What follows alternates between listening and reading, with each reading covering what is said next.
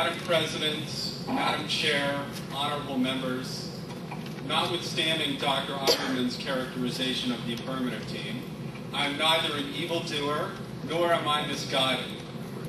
My point is simply this: there is no one correct way to apply the law to hate speech.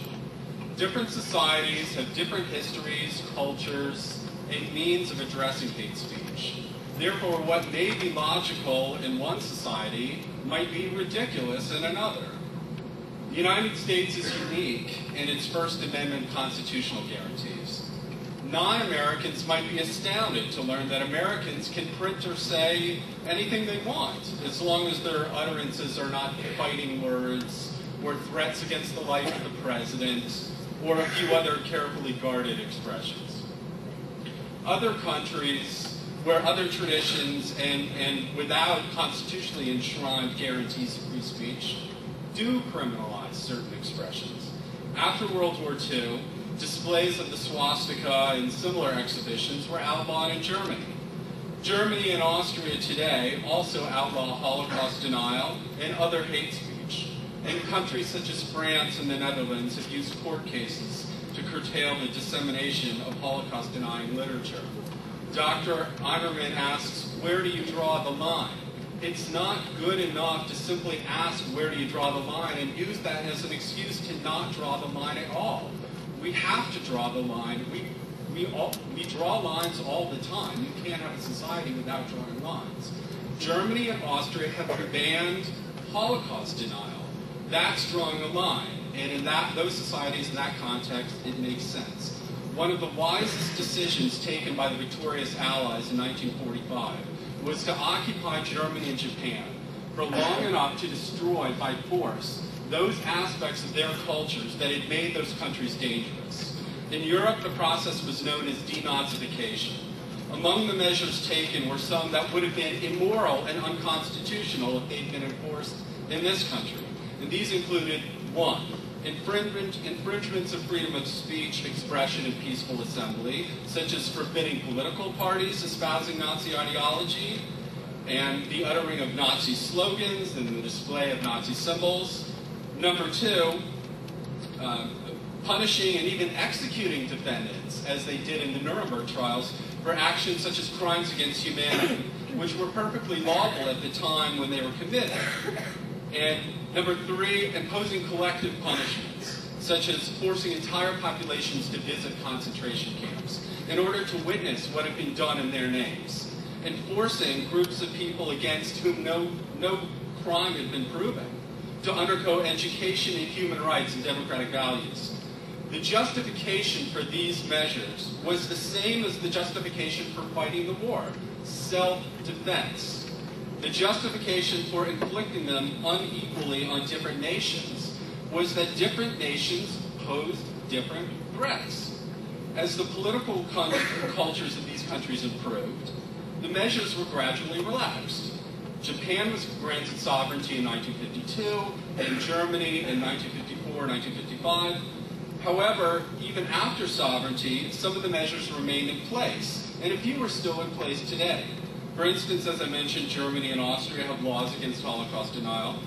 This is a good thing, for the political cultures of those countries still contain significant traces of the features that, within living memory, came close to destroying civilization. Suppressing those features by force is still right and still necessary. Therefore, it is appropriate to rejoice in the fact that Holocaust deniers David Irving and Ernst Zundel face punishment for Holocaust denial in Austria and Germany, respectively. Denying the Holocaust is, in those countries, inseparable from the violently dangerous political traditions that produce such hatred. In countries such as the United States, Canada, Great Britain, there are no comparable traditions. So in our country, we embrace the First Amendment and we oppose hate speech laws other than for speech that threatens or incites violence. In a general sense, human rights have to be viewed as a whole, with one overall goal, which is the enhancement of the dignity and worth of the individual human being. Individual human rights are the different ways in which that goal can be realized. No one human right trumps other human rights. If one human right is considered absolute or given priority, then other human rights logically end up taking second place. One facet of human development is thwarted so that another facet can be given free rein. Or what often happens, the rights of some are given extravagant attention while the rights of others are completely trampled. The right to be free to say what you want and the right to be free from hate speech targeted against you are two fundamental human rights that must be kept in balance. Neither is an absolute. Neither must be given priority over the other. Both are essential for the preservation of humanity. If the right to be protected from incitement to hatred is given first priority, then the right to freedom of expression will be unduly threatened. But if free speech is given free rein, then the right to be protected from incitement to hatred is lost. Today, anti-Semitism is at its greatest peak since the Holocaust, as a wave of hate crimes against Jewish institutions and Jewish individuals has swept across Europe and other parts of the world in the last 5 years. This includes firebombing of synagogues and Jewish day schools, desecration of Jewish cemeteries, and the beatings and murders of innocent persons. One notable example of this ghastly trend occurred 2 weeks ago in France, where a young Jewish man named Iman Halimi died of severe wounds after being kidnapped and tortured for 3 weeks.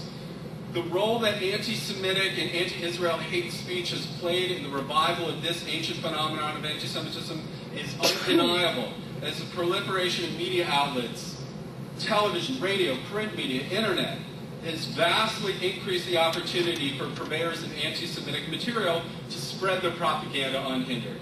Anti-hate laws have provided some protection, but free speech safeguards in many Western European countries have limited the preventive measures that governments can take. Critics of Israel frequently use anti-Semitic cartoons depicting primitive, stereotypical anti-Jewish images and caricatures to attack the state of Israel and its policies, as well as Jewish communities and others who support Israel. These media attacks can lack any pretext of balance or even factual basis and focus on the demonization of Israel. The United States is frequently included as a target of these attacks, which often assert that U.S. foreign policy is made in Israel or that Jews control the media and financial markets in the U.S. and the rest of the world. Even the Protocols of the Elders of Zion, a text debunked many years ago as a fraud perpetrated by Russian Tsarist intelligence agents, continues to appear in the Middle East media, not as a hoax, but as established fact.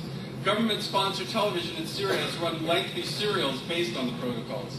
The presentations emphasize blood libel and the alleged control by the Jewish community of international finance. The clear purpose of the programs was to incite hatred of Jews and of Israel. Copies of the protocols and other similar anti-Semitic forgeries are readily available in Middle Eastern countries, former Soviet republics, and elsewhere. Similarly, allegations that Jews were behind the 9/11 attacks are widely disseminated. Madam President, honorable members, I hold in my hand a visual illustration of this disturbing trend. This is an editorial cartoon that had appeared in the last couple of years in a popular Italian daily newspaper called La Stampa. It features a cartoon drawing of an Israeli tank with the Star of David on the side, and its nozzle is focused directly at the baby Christ sitting in a manger. And the baby is saying, "Surely they don't want to kill me again?" Ladies and gentlemen, this is anti-Semitism. It preys on the most primitive anti-Semitic stereotypes. It's bigotry, it's hatred, and it has consequences. And the consequences of such actions, such illustrations, have become all too apparent, as thousands of anti-Semitic attacks have taken place in recent years.